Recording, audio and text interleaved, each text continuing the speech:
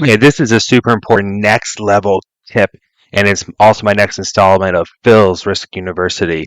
And it's about using time and distance to um, stop suicides, stop people from attacking you, change the board situation. And I'm going to show you an example here.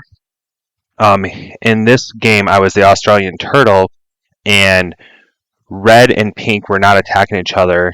They were attacking me, and they were letting each other hold. So, though I had the advantage in the game, I was about to go under, and I saw it coming, and it was pretty blatant.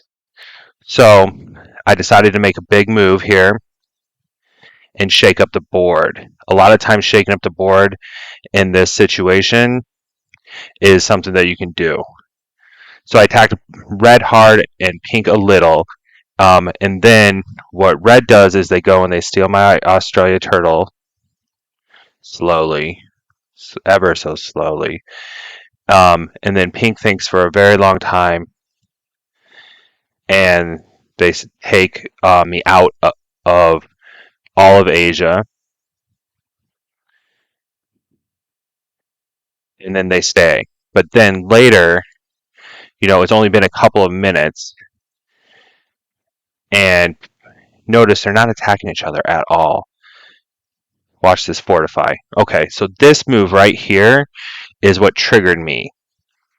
So I shook up the board, and now is where I start saying, hey, I'm going to use time and distance to try to not get suicided on, right? To try to not get third and still have a chance um, at first.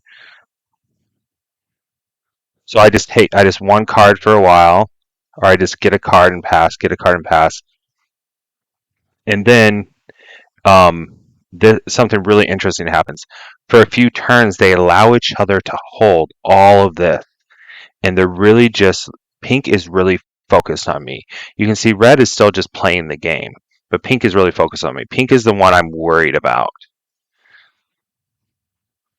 So what I'm doing by one carding is I'm using time. And the reason this works is because if you think about, like, if you hit somebody in the face, um, right away their initial reaction is, I want to punch you in the face back, right? Or if you make someone mad in any way, think about times when people made you mad in the past in any way. Um, your initial reaction is, oh, I want to hit them back. So this time gives them a chance to just cool off and simmer down, right? Okay. Um, and then I will show you. So um, I'm disincentivizing. I just didn't take a card. I'm disincentivizing them from killing me because what they really want to do is they want to kill me and they want to get something out of it. They want to get my cards so that they can get more troops.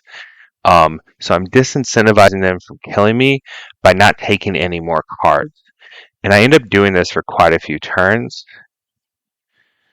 And then finally they start attacking each other. A little bit. They're not hitting each other's stack. And the big thing is pink never moves. They never move their stack. But eventually the focus goes off of me because I've given enough time. I'm now an afterthought. Oh, that guy made me mad 10 minutes ago. And you can see red got greedy here. The board's changed now. Red's greedy, and pink is starting to think about something else other than me. So time not only gives people a chance to cool down, it also gives chance for the board to change and maybe someone else to piss off pink, right? So I'm using time, using time, using time. It's now been almost 10 minutes since I hit pink, and pink decided that they were going to stack next to me. So pink takes something for themselves.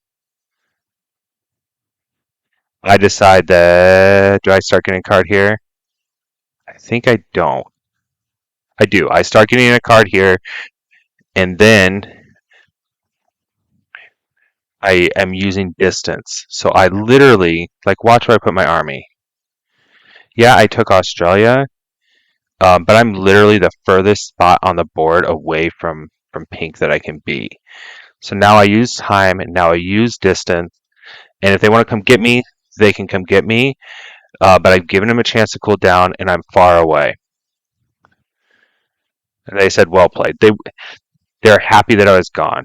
They probably want to take North America, even though they were Africa, Europe.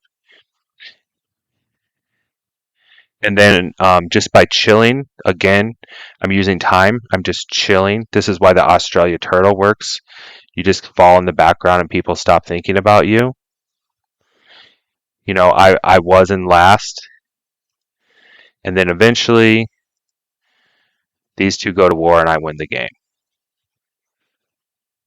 See, this 58 keeps bouncing around, bouncing around. But they smack each other,